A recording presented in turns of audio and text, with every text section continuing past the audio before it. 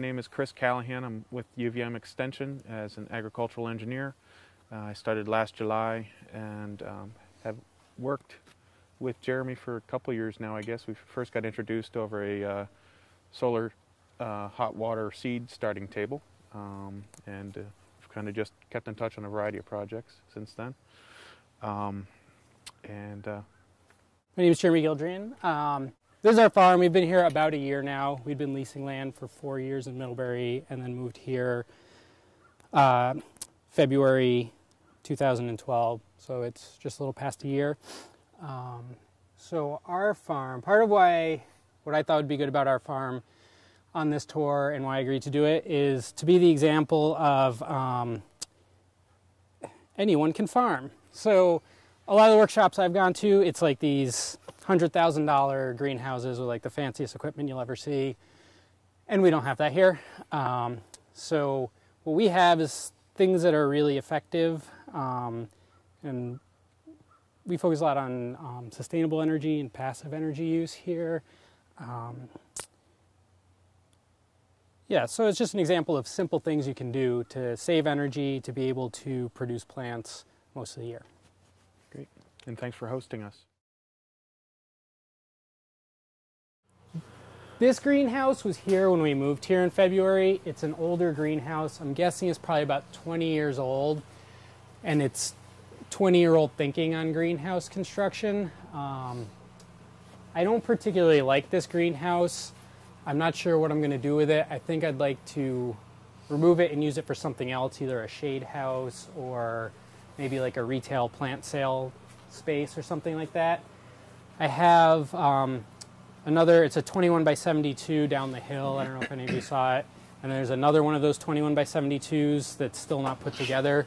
That we were able to move all of our infrastructure here last year, but not get it all put together.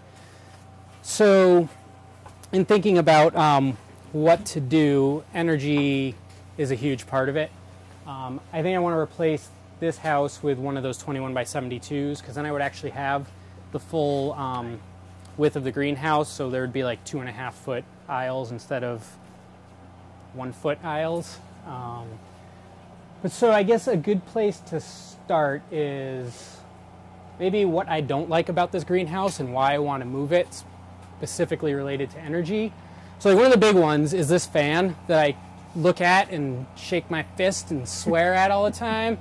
So this greenhouse has no roll-up sides. You can see there's a really small door in the front here. There's double doors in the back. But the way this was built was primarily with that exhaust fan for any kind of temperature and humidity control. I'm not sure, I can't see what volt that is. I think can you see, Chris? Do you know? Yeah. It uses a lot of electricity is the point in it, regardless of the voltage. And so it's just a huge waste of energy to have something like that where you could just have roll-up sides and windows, maybe louvered vents on either side to do your venting, and then circulation fans in here.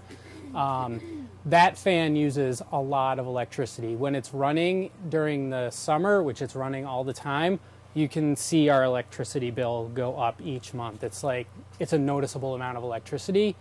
So I don't recommend that for an energy efficient design. Roll-up sides I think are great for venting. Having as large of a door as you can possibly fit on either side, and as large of a window above it as you can fit. As much of your end walls as you can open, the better. With this is a 48-foot house, and so that's short enough that just roll-up sides and natural ventilation of a cross breeze is going to get the whole house vented. If you have like a 96-foot house or something larger than that, you're not going to be able to get that same kind of ventilation just naturally. You'll need some mechanical movement. I still think circulation fans would be good in here for humidity issues and to keep mold from growing on things. Our philosophy at our farm is to use as little energy inputs as possible, as few artificial energy inputs as possible. And so trying to keep all our systems as passive as we can get them while still being effective. And so ridge vents and roll-up sides and really large doors on both sides, I think, go a long way towards that. There's another option for sort of ridge venting that Dave Marchant has put in. Are they the solar fans? No, they're basically frames that go in between the bays, and they open. Yeah. So you add another piece of framing, and then it goes in. And I guess he's we'll be going up there on the 3rd of April, but he's run into some issues with just flow capacity through them because they go in every other bay, or that's what he did anyway. But it may be I don't know what the cost is on those. Yeah, Ed, so it sounds just like the ridge vent that Rimmall's making, except it would be every other one instead of the whole way across. Right, okay. Bolt's one, it would be like a roll-up side on the side of your greenhouse. It just makes your greenhouse this high on one side and then this high on the other, and then there's a little drop down with a roll-up side, and there's a long pole to roll the thing up. There's also, you can get little exhaust fans, like roof exhaust fans that are solar powered, that are about that big. They're, I think, like 50 or 70 bucks each, but I don't think they have enough flow to really make a difference. And yeah, it's still, it's one more thing to go wrong. And yeah, I'm a big fan of automation, but I also acknowledge how automation enables you to stop thinking about what's actually going on and not notice, oh, hey, it's 170 degrees in the greenhouse because things didn't automatically open. This shade cloth isn't actually for temperature. I don't know if any... So I've had issues with algae growing on soil blocks from the potting soil I've used. I don't know if anyone else has like the green like algae that grows all over everything. And I found about 30% shade will stop it from growing. And so this is to deal with algae more than temperature control. So everything I've heard about black shade cloth is that actually it doesn't make your greenhouse cooler. It might even make it hotter because the color of it absorbs heat and then radiates it back. So if you're looking for shade cloth that's going to give you a cooler temperature, white and silver are supposed to be a lot better. The white's a lot cheaper than the silver. Yeah, so, and that's, I didn't want to shade the whole greenhouse. It was more just to keep the some of the sunlight out. Guess I can move on to the heated bench. It's a heated bench. All right. On to... No. So this was run off a solar hot water system. But like I said, I don't know what I'm doing with this greenhouse. It was here when we got here. This was great for helping us transition. Because I don't know what I'm going to do with it, I don't want to set our solar system up here, which takes a long time and is a big pain, and then have to move it again. So this is basically all the electric backup parts stripped out of the solar system, and it's running on electricity now. I can explain how it would run off solar heat. Whoever just went to John's probably saw bench heaters there. I don't know, did you guys talk about them? We did, yeah. Okay. So this bench heater, what I originally had is it wasn't on a bench. I made a raised bed that was 10 inches high, filled with soil that I wanted to grow things in, and it had this tubing, the radiant tubing running through the bottom with some hardware cloth over it. And so the idea with that was that, and the idea of thinking about storing as much energy passively as possible, this bench has very little capacity to store energy. It's just basically going up and out. Where with the raised bed I had, the bed itself was a thermal storage bank, and so when it heated up during the day, the bed would heat up, plus the solar panels. There's a solar hydronic system, and hydronic systems they collect energy and store it in water. So it's not like a solar photovoltaic system which stores electric energy. This stores it stores heat in hot water, or in water. And so that hot water would run through the system. And so during the day, the bench or the heated bed would be heating up and the water in the system would be heating up, and they'd both be storing tons of energy. And then at night, they'd radiate it out and provide more energy storage capacity. I found having the raised bed, I was also growing ginger in. So the idea was earlier on, I was growing, getting things to germinate on it. then moving them off, planting the ginger, moving other things that needed to germinate back on, because the ginger grows kind of like potatoes where you bury it and then you hill it after a while. So there was a good month where it was just under the soil, and I had other, I had trays on top of it of things that needed to germinate, and then took all of those off when it was time to hill the ginger. It wound up just being really inconvenient having to bend down to deal with this thing all the time. It was against a greenhouse wall like this, so reaching in 4 feet on the ground trying to deal with trays was just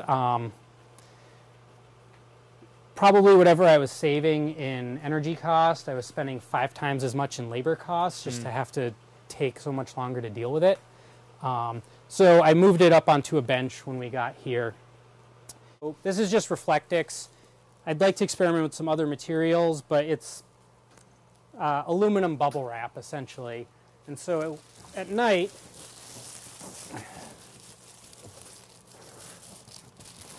these guys get put over here.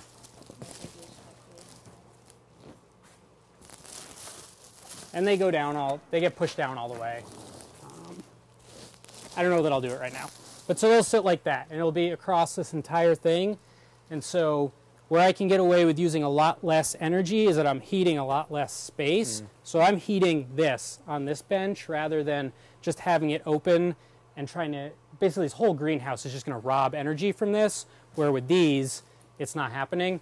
I'll put a piece of row cover, just like regular Agribon 19 over that, and it'll come over the ends too, and that'll keep down any kind of winds or convective heat losses, and I find that makes a really big difference. So these guys do a great job, but the ends are open, and I haven't built anything to cover the ends because I'm worried about humidity being a problem if this thing's just like really hot all the time. And because it's really hot in here and really cool out here, there's a lot of condensation that's going to go on. So the row cover winds up sucking that stuff up like it's the heated bench's diaper basically, and it works really well. And I was worried when I first built the system there was going to be a lot of condensation issues and a lot of problems with humidity, and I haven't had one. And I think that's because the row cover just acts as a wick, and what it does is it sucks all the moisture out, and then the condensation happens on the outside of the row cover and it drips out. It doesn't pass through these. So it'd be row cover and then these on top of it. And so the layer in between those is where the condensation is happening, and it drips out, and for some reason it doesn't go back in. I can't tell you why that works, but it works, and I haven't had humidity issues. So yeah, I guess that's like the things I would think are important for this workshop, and in saying, hey, you can do this too and you don't need to have a $100,000 greenhouse, is that these are relatively cheap for what they are. There's also, maybe you know what it is, Chris, there's like reflective insulative shade material.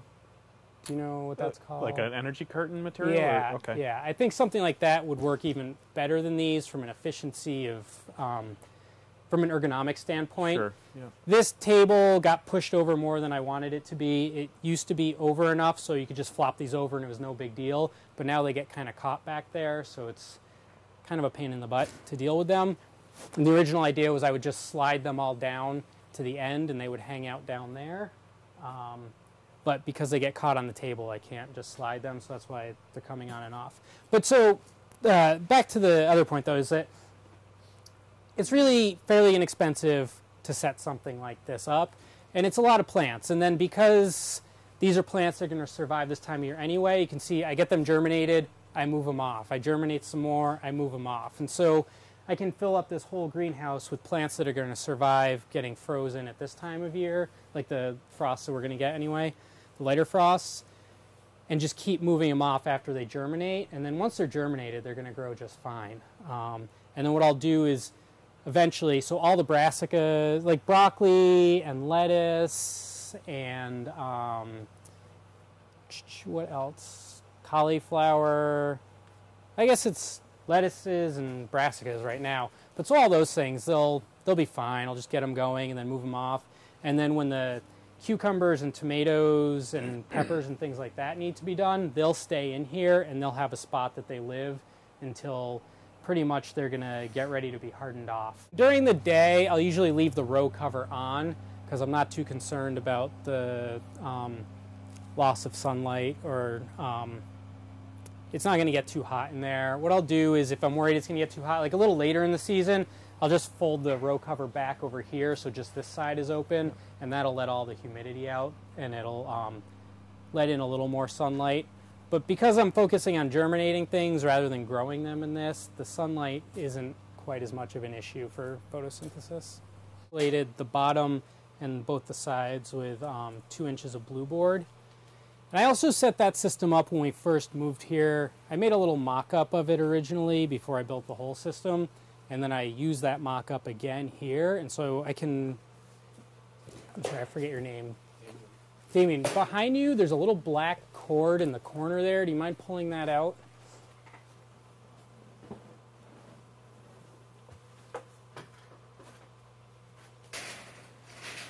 So it's, yeah, there we go, that guy. Nope, not that one, the longer one right there. See that? So this is just roof and gutter heater cable. I think this piece, which is like 65 feet or something like that, 100 feet, it was like 50 bucks. And so the quick and easy, cheap way to build yourself a heated table is to make an insulated box. You don't even have to insulate it. It'll make it more effective if you do. Make an insulated box, put down a layer of soil or sand, and then snake the gutter heater cable through it the same way it is on the bench heaters, except instead of having this manifold, it's basically like a bunch of S's hooked together. Fill it back up with sand, and then you can plug this thing into a thermostat, set in the sand, and you'll set the temperature whatever you want it, but like 65, 70, something like that, and it'll keep your bench at that temperature all the time. This length of gutter heater cable, I wonder, yeah, I can't remember, somewhere between like 65 and 100 feet. It did a 4-foot by 12-foot heated space. And it's really easy and inexpensive. It works pretty well. It doesn't use a lot of electricity.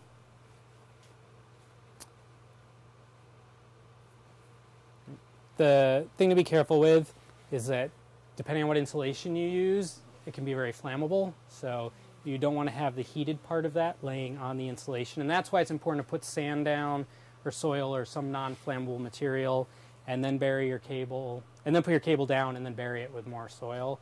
And then where it comes out, you want to just make sure that's not touching anything because it can get hot. You can see on these things, there's a spot where, here it is, right where this little piece is. So this is just your power cord on this side, and then that's where the heated part is. My guess is there's a fuse in there of some kind or another. But so you could just make sure you bury that all the way so that this part's not touching anything. That guy right there is a really nice thermostat, and I can't recommend a nice thermostat. I can't go on enough about how important it is to have a good one that's accurate within as small of a range as you can afford. I have a CoolBot for our cooler, and that's probably one of the cheaper thermostats they could buy that they put in there, and that range is all over the place. This guy is really accurate. They're not that expensive. If you can wire things yourself, they tend to be a lot cheaper. And wiring things yourself is a matter of like, can you use a flathead screwdriver and bend a piece of copper into a little tiny half circle?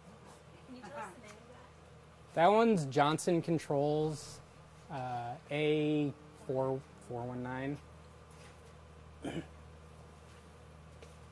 So that's a good way to save energy costs, is to only be running your artificial systems when you really want to be running them. So that one is a plus or minus 1 degree, which is pretty good. Where like the CoolBot cooler, I don't know what they even market it as, but I find it's like plus or minus 5 degrees. So that wastes a lot of energy. These barrels for 2 reasons. One is they're the cheapest legs I could get my hands on. There's a factory around here that has them for sale, and they're like organic food grade materials that are kept in them, so I can do whatever I want with them. But the other thinking behind it was I could fill them with water and store a lot of energy in here that way, and then in the summer try to keep things a little cooler having all the water in here. I still haven't done it yet. Chris had a really good idea, and I think what I would do is put a valve on the bottom of all of them, tie them all in together so that in the dead of the winter I can empty them without having to kick them over and like fill the greenhouse with however many gallons of water that would be. So I think just having them all tied together, basically like a vacuum line and maple syrup production, and just be able to flush it all outside at once. But yeah, so I haven't filled them with water yet. Thermal mass is a much bigger deal than I originally thought it was. It's just amazing how much water can store energy. For the numbers, I forget what the units are, but soil is storing, it was like 0.2, I don't know, do you know what BTUs per pound yeah. per degree F.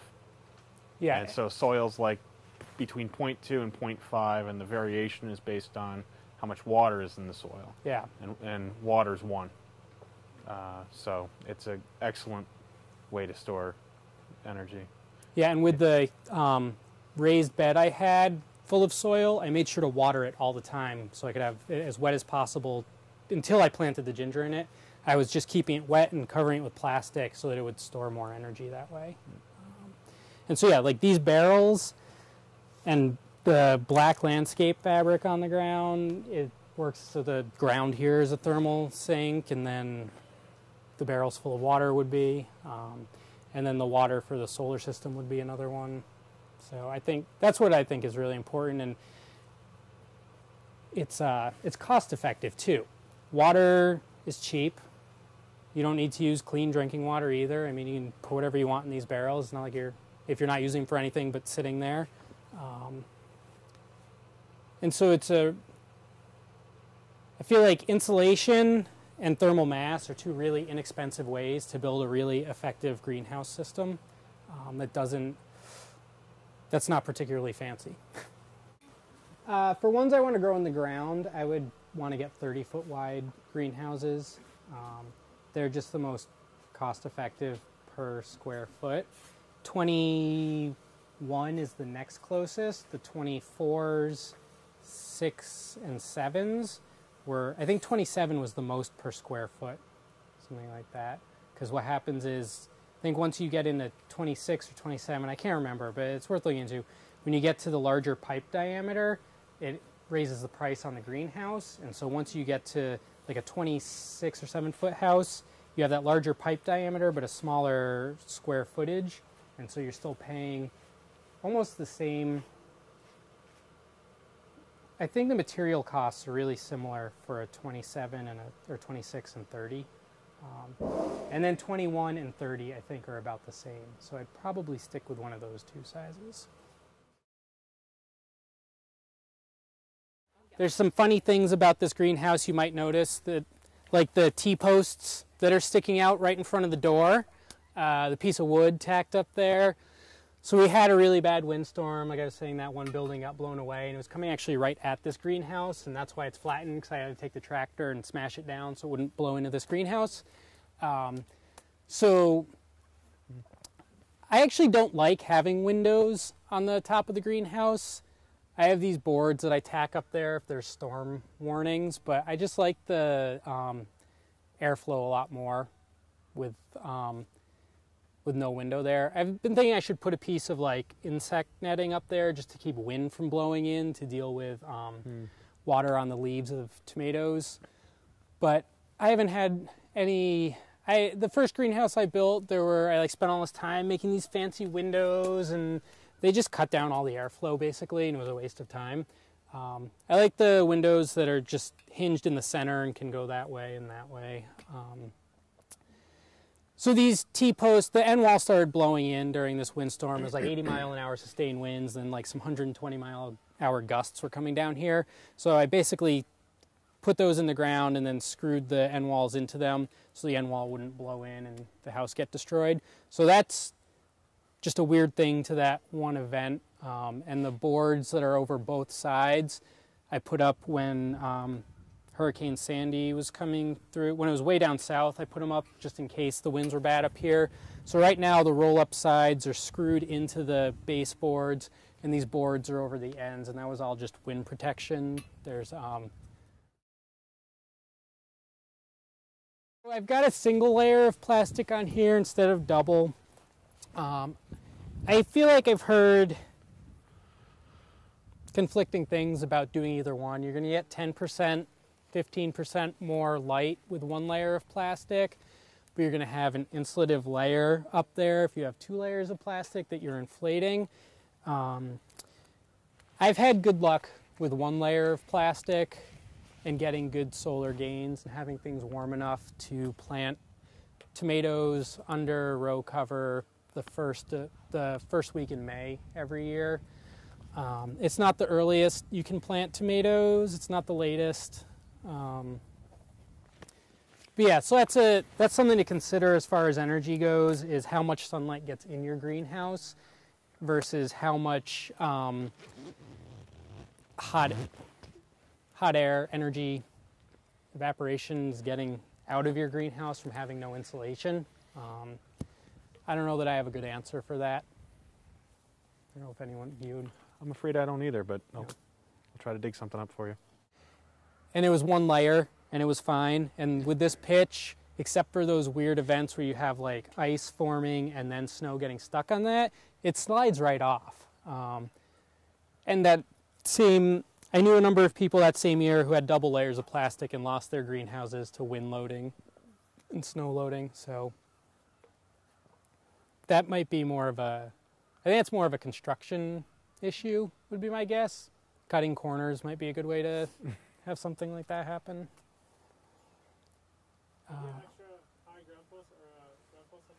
So, I mean, you can see it's pretty warm in here for those gaps in there. And like a lot of people talk about getting your greenhouse really tight and having it well insulated and having the plastic with no gaps. And this greenhouse, I didn't do it when I moved it, but before I moved it, I had pieces of plastic on the inside on the first bow of each one to keep the breezes from tearing through here. I don't know if I think that's a good idea anymore. I think the ventilation is so important, and that, like, you can see, so lettuce mix, baby lettuce mix shouldn't be growing right now after having been frozen at -9 degrees. It's been this size for like, I don't know, 2 months or something like that. And it's fine. You can see there's no tip burn, there's no disease on it, there's plenty of weeds. But I think all that ventilation is actually more important than controlling humidity at this time of year is more important than having things really well insulated. And part of that is because I'm trying to do things really passively. If I was pumping a bunch of heat into this greenhouse, it'd be a different story. I'm losing heat in this greenhouse, but I'm not from a financial standpoint. I'm not losing anything. It was free coming in. Yeah, right. Pretty much. I mean, I don't want to keep the doors open or anything like that, but... well, and there's, so that's two, I think, big differentiators. One is there's no artificial heat being added, and the other thing is there's no active ventilation. Yeah. So you need to have some means of getting air exchange. So. Even if there was active ventilation, though, it wouldn't kick on necessarily. Sure. It would kick on now as the sun's coming out and it's heating up in here. But on a cold day or like this morning, it wouldn't be coming on. And so I feel like you just have so much more condensation issues when you have these big temperature differences between inside and outside. And those are going to happen at those in-between points when your automated ventilation isn't going to be kicking on, that I think it's actually good to have a bunch of gaps that are going to make up for that. And so I think I'd like to add ground heat to this greenhouse. Even doing that, I don't think I'm going to try to tighten things up anymore. I still think that ventilation is really important. You know, Jeremy, I think you are hitting on something key about... You did, so that the condensate doesn't form drops. Okay. And then, so what you're saying is you actually take advantage of the untreated plastic to make rain. And is that what Ed's He sells both. You can get either. Yeah. This one is the treated one, but you can see, I mean, it does drip. Well, also, don't you find, I mean, all the metal parts drip. So you still get, I was laughing at myself the other day because there's plenty of dripping that goes on. How far down do these pipes go? About as far as what's above the ground. So they're about this tall when I hammered them in.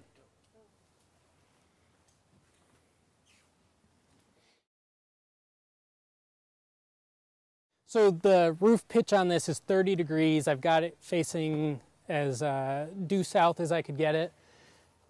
And so 30 degrees in the lowest light time of the year is pretty close to direct sunlight going in there. 22 degrees would be direct, but they just come at a 30-degree pitch. But so that's going to give you pretty much everything but January. You're going to be getting sunlight directly in there, where if you inflate it and it's a rounded structure at that point, you're gonna have a lot more reflection of that sunlight. So yeah, so this one's raised up 2 feet over what Ed's standard size is. And I did that to have more volume in there, to get more solar, basically to have a better solar gain, to have a larger heated volume of air heating the soil. So my thinking behind why I put this greenhouse here and the orientation I've got it in and having it raised up is that I like to grow stuff in the winter. And so this is having it facing south, getting as much sun as possible, having it raised up to have a larger air volume are ways to passively grow things in the winter. Have you considered any perimeter insulation? I have, yeah. I think that would be a good idea because I'm not looking for airflow at the plant level. Yeah, there's part of this greenhouse was, all right, we moved, we've got our plants grown, we need to get them in a greenhouse, let me get this thing up by myself as quickly as I can. So there wasn't a lot of forethought other than like, there's a spot, I can flatten it, it's near enough some water, I'll throw it in there. I like what John does with his perimeter insulation, where he's got just that for the hip boards, or the baseboards. I'm not sure if it would work as well with this house as with the ones he's got because of the way they're in the ground.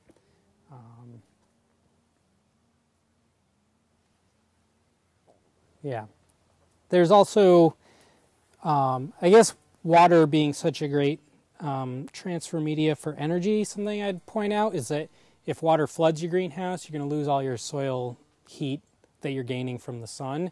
So like that back corner, I found it gets water in it. You can see along the edge here where the water comes in. And when I first built that solar system in a raised bed, I had the same problem. The spot had never flooded ever before for like years. And then one year it flooded there, and basically just the whole solar system was down for, it was like 3 weeks before it could recapture all the energy it had stored because it was sitting in 36-degree water or so.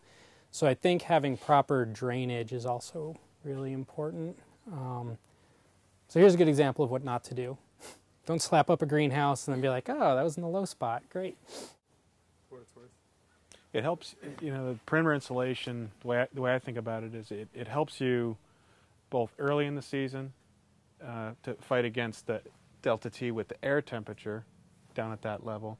And then later, even when the air temperature is up, you still are fighting ground temperature delta T. So that's the nice thing about perimeter insulation is it gives you that benefit for over a longer period of time. Yeah, and you know, the other thing for him is his house sits here, and so he's sloped. So there's not a lot of ground mass up against that base, up against the perimeter either. Yeah. So I think you will see a big difference. And do you know, Chris, would it make difference whether you put it inside or outside? Shouldn't.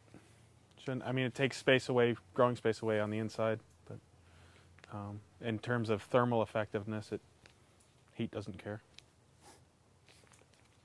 How deep should that insulation go? So there's various opinions on that. Most people find the most benefit from 2 feet below grade, and that works out well because that's generally the width of the blue board. Two below, one above. Yeah. Or no, it's Just 2 two. feet. Yeah. So don't stick it up above these sides. You know, a couple different ways to do it, but you're going to get the most benefit, I think, if it's below grade. And not so much above. Yeah. Because they had it above at Woods. Yep, and that was mainly a structural thing so that he had something to tie his roll-ups into.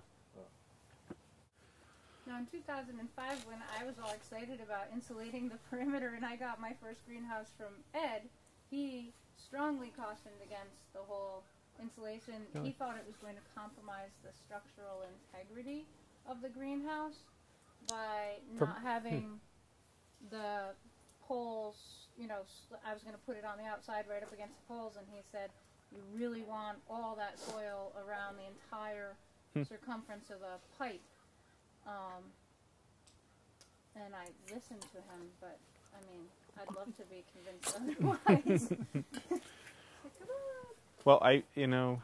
What if you even put it like a foot away? I mean, it would still break the travel, wouldn't it? Or no? You think it'd be too great? You really want it right at the perimeter for the most thermal benefit. I mean, I understand the concern about structural stability, but, I mean, I've seen it in lots of different places, lots of different ways. And, yeah, I never heard of a problem, right? Part of his concern was, in the end, it was basically if you went more at a piecemeal pace than whole side pace, then it was kind of more acceptable. Oh, so it was more of a transient consideration. I think he was worried more about exposing that whole side to do it, and then having nothing there against the house forever, how long it takes you to do it. You know, so I think most people, if you're going to do it, you're only going to have 8-foot section at a time. And blue board's not bad in compression, which is what it's going to end up in. So. About the insulation, I actually noticed this earlier. So I have a couple of friends who do that thermal audits and energy insulating, and I was really surprised. I have loved blue board, and I don't know if anybody else heard the same thing, but the embodied energy and the greenhouse gas effect of the extrusion process of blue board is, what is it? Is it 50 times worse than the one that almost no one ever uses? It's polyiso, and it looks sort of blonde, and it has 2 foil faces. So it would be really nice to see if that works the same way. It's a little more brittle and crumbly. Yeah, and it's also not resistant to water, so it's not good for below grade use. But there are always, but in the greenhouse, you could use it. But your point is right on. You know, it's not the ideal material for the long term, no doubt about it. There are always new insulating materials coming along. There's a company in Troy, New York, who's developing a line of insulating materials out of fungus. So they grow the fungus on a substrate and then they kill it, and it's basically grown into the form that you buy it as. So so that I think there are always alternatives coming, and we'll get better with the materials we're using. It's a problem all industries are seeing.